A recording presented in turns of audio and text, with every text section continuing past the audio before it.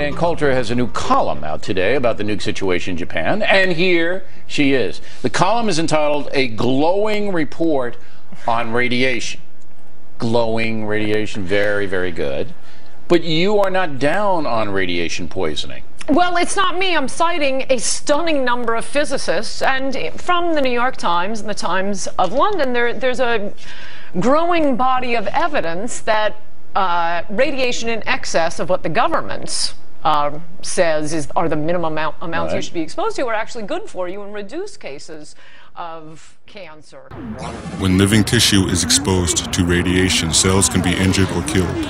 The greater the radiation dose, the greater the damage to the tissue.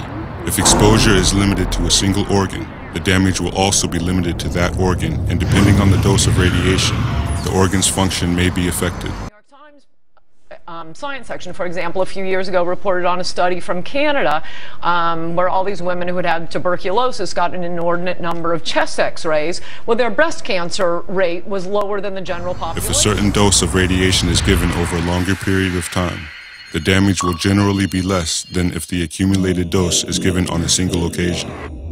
Damage due to radiation is usually categorized as follows: specific lesions, e.g. small bowel injuries, pneumonia, underactive thyroid, foster injury, mental retardation.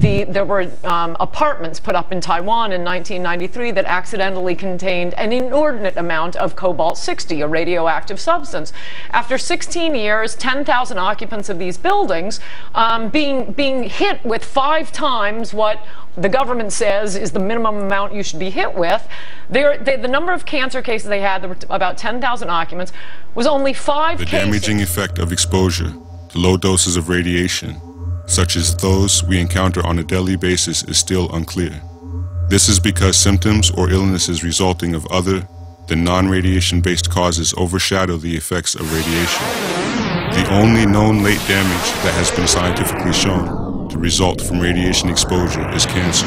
Hereditary, i.e., genetic damage, has not been demonstrated in humans. So some radiation in the body acts as an agent to ward off cancer. That's what many scientists believe. As the New York Times science section has reported, it doesn't get press because... So by your account, we should all be heading for the nuclear reactor leaking and well, kind of sunbathing out there in front of...